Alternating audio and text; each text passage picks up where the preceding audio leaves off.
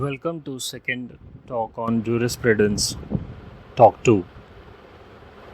In today's session, we'll be looking at topics like ground norm, custom, concept of Dharma, natural law, social engineering.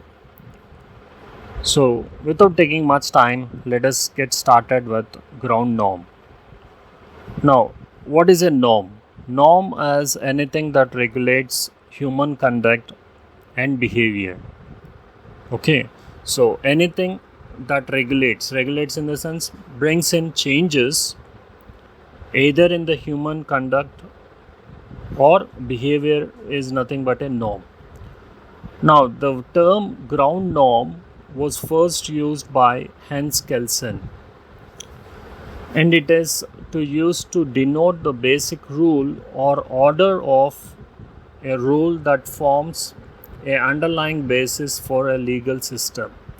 Like other way to understand a ground norm is among all the norms, ground norm will be the prime norm or the essential norm which governs or which is given more priority above all the other norms. Okay. Next, there is a clear-cut order in the legal system which is clearly indicated by the norms and the ground norm. The highest system in a norm, the highest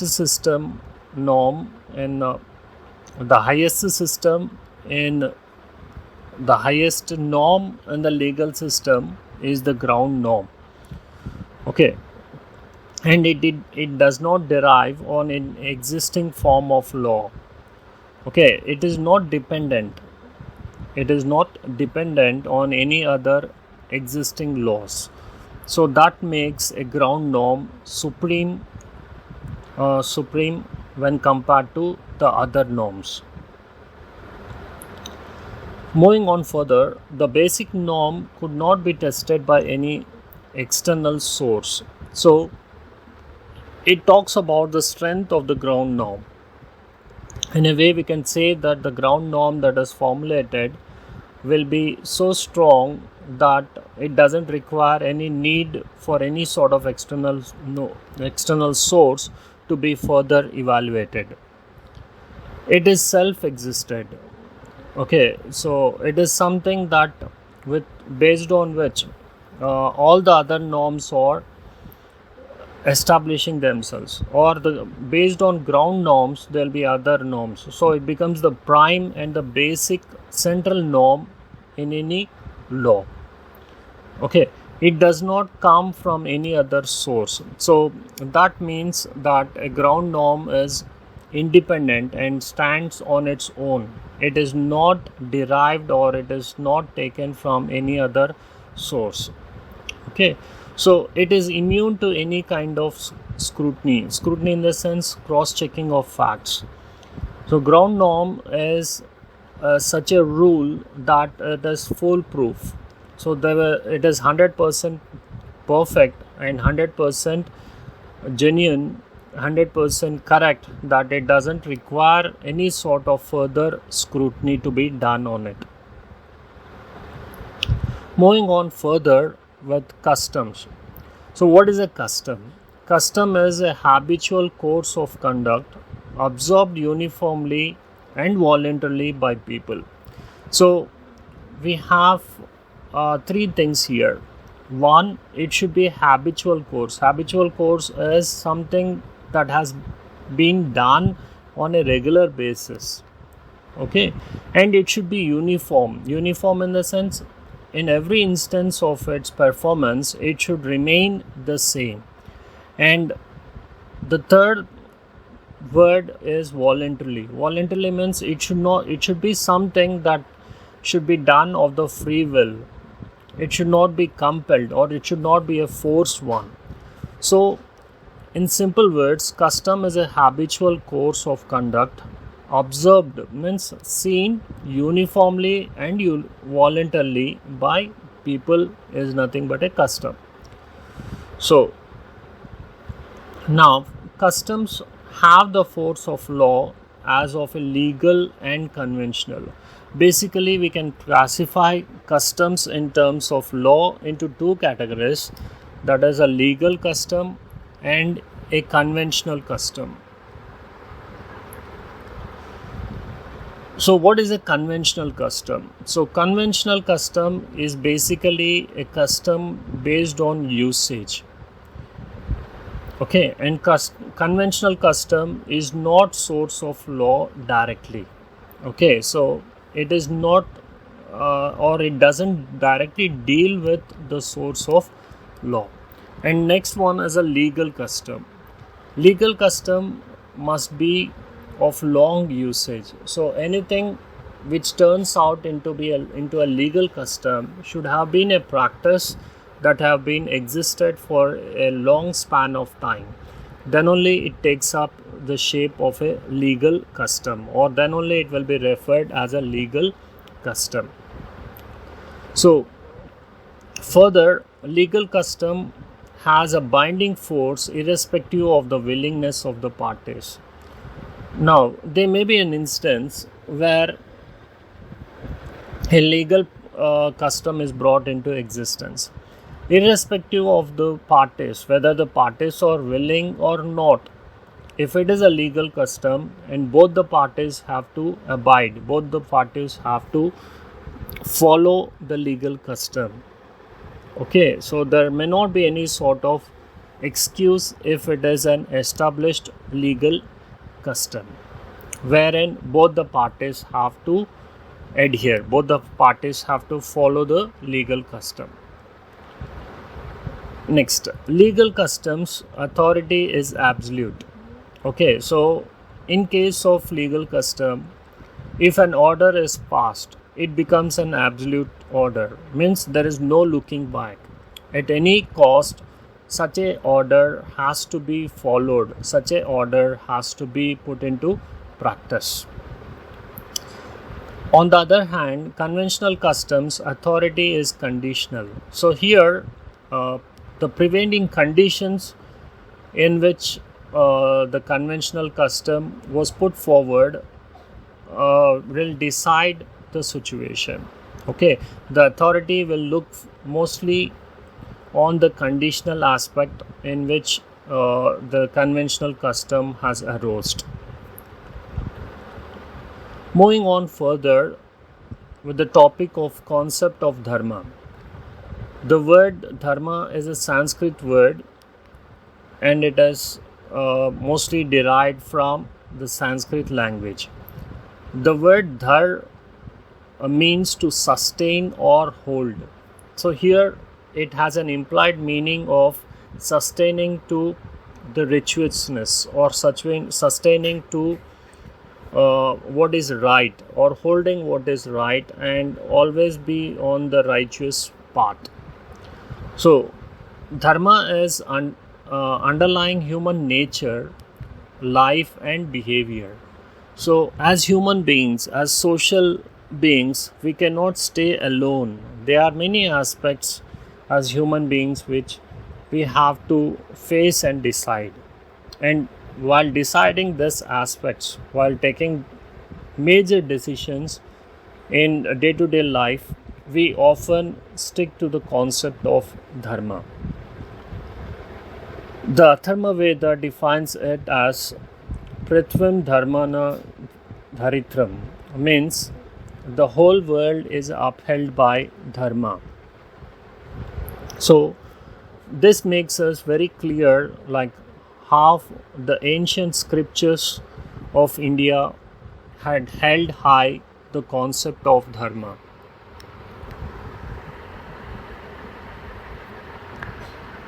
In the words of Max Muller, dharma is an Indian version of natural law.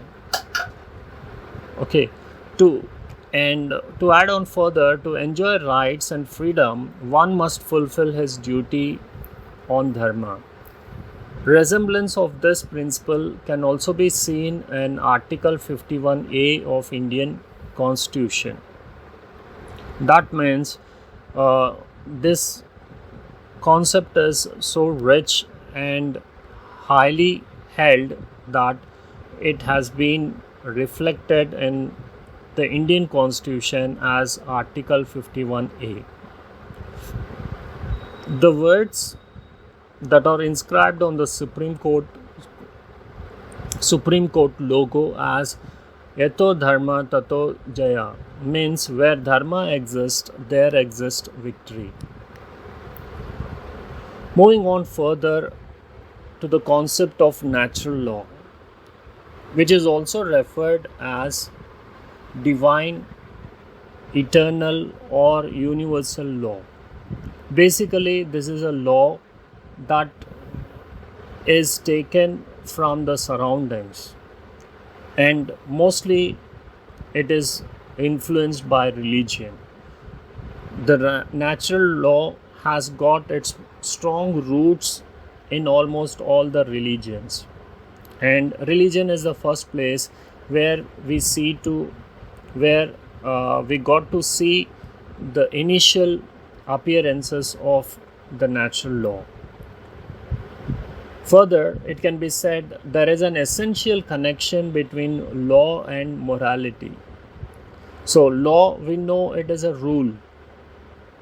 Morality is about doing good to the society or doing good to oneself. And natural law basically functions and acts as a connecting tool between law and morality. The initial nature laws were developed by Greek thinkers, and in the view of Socrates, it is man's insights. In the words of Socrates, it is man's insights. Natural law is man's insights. So it had evolved over a period of time. So as any other theory of law, this natural law has taken a different time frames where it has gradually evolved, and it is focused on to achieve the ends of the law. So the ultimate aim of any law is to get the justice, and the natural law also focus on rendering or achieving the ends of the law, the end result of the law, or the victory of the law. Its principles are embodied in the legal system of every country.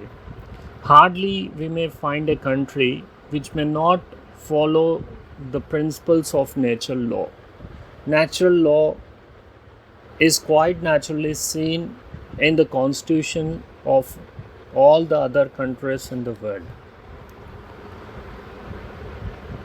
It had made great contribution in the field of jurisprudence. So, as jurisprudence deals with the philosophy of law, and most of the things that we acquire knowledge of is by observing the nature. So it's very obvious that most of the contribution that jurisprudence contains within itself is most probably taken up or is greatly influenced and contributed by the natural law. Moving on further to social engineering.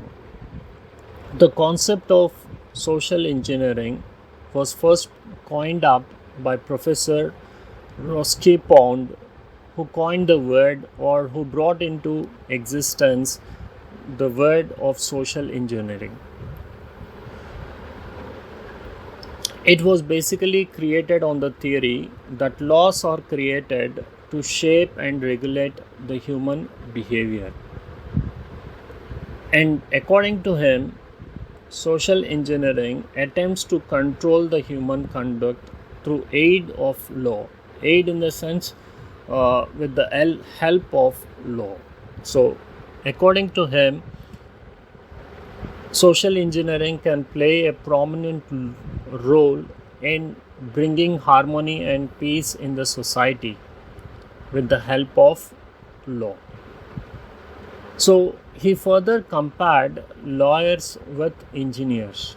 So he said, as engineers help in building a nation, the lawyers also play a major role in building up a society which is which flourishes for years to come.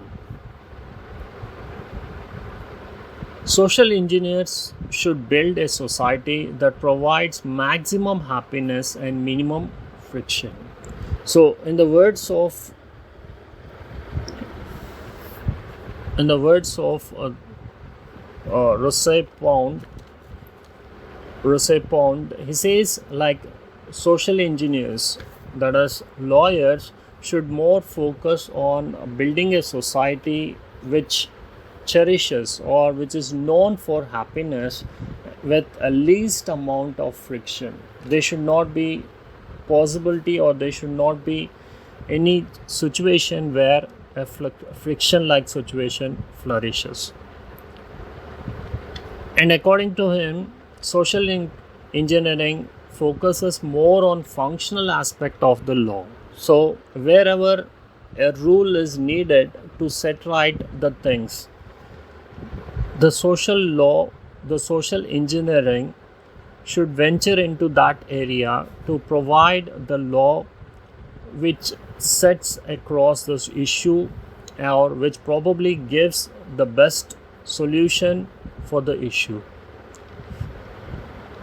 Social engineering balances the completing and conflicting interest in the society.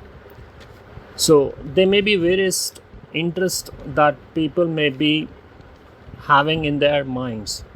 So it is basically this interest that will create a problem. So a proper social engineering should establish a good balance between the completing and conflicting interest in the society. Then only there will be peace and harmony in the society, and that can be established with the right principles of the law. And further he says, law should create a balance between the interest of the people. So that brings us to the end of today's session. And in today's session, hope I have given you sufficient inputs to further develop these topics, and I'm sure what are the topics that I am sharing with you, or all the topics that have been repeatedly asked in the previous exam question papers. Okay, I hope the topics will be of great help to you. Please do like and subscribe my channel. Have a good day. Take care. All the best.